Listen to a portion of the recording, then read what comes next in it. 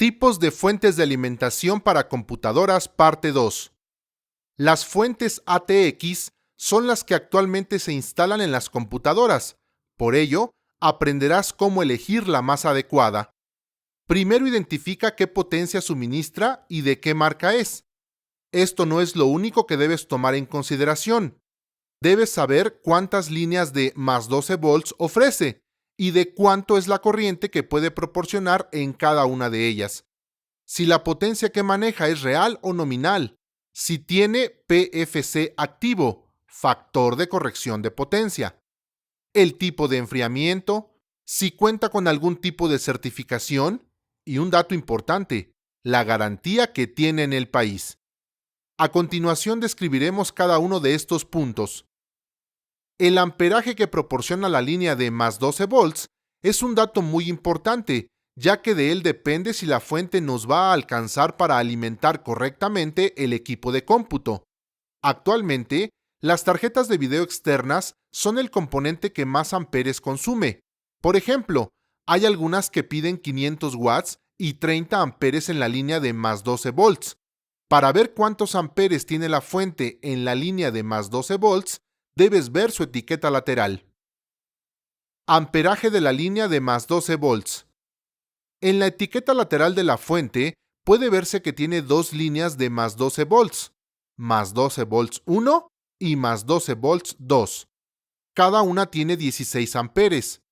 Un error muy común es pensar que esta fuente puede proporcionar 32 amperes, sumando las dos líneas de más 12 volts. Esto es totalmente incorrecto y engañoso, ya que cada línea puede dar 16 amperes, pero no de forma simultánea.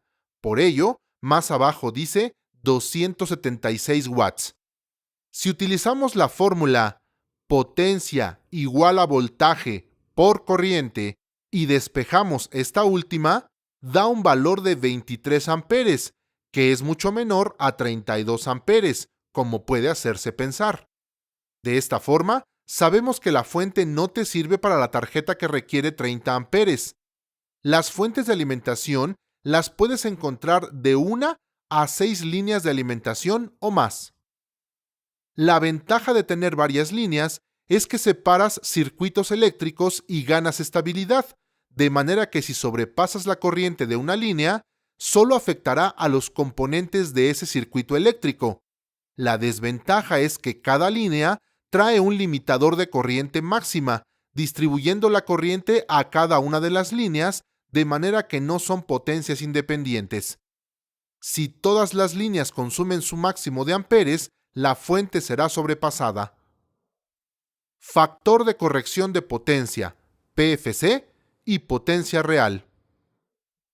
Es un circuito electrónico que se utiliza en las fuentes de alimentación para estabilizar las líneas de corriente, corregir el factor de potencia, disminuir los armónicos, regenerar la fase de la señal eléctrica y para seleccionar automáticamente el voltaje, autoswitch, de entrada, entre un rango predefinido, 110-220 volts.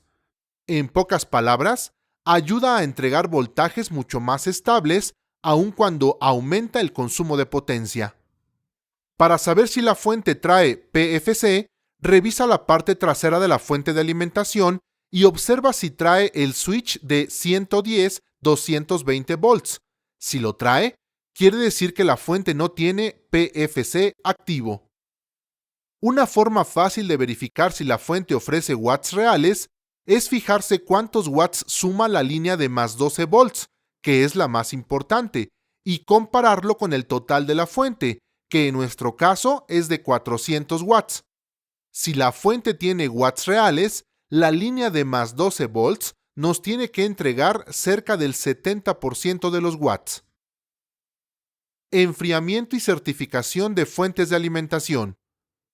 Las fuentes usan ventiladores como sistema de enfriamiento.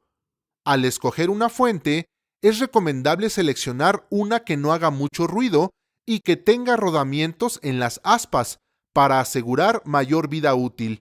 Si hacen mucho ruido, significará que en vez de rodamientos utilizan bujes.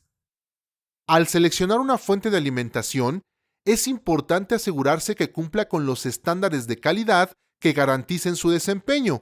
Para ello, existe la certificación 80 Plus, la cual garantiza que la fuente entregará, como mínimo, el 80% de eficiencia.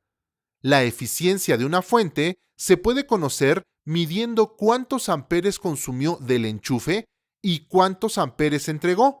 Por ejemplo, una fuente 80 Plus, si consume 10 amperes, al sistema debe entregarle por lo menos 8 amperes, ya que el resto se disipa en calor.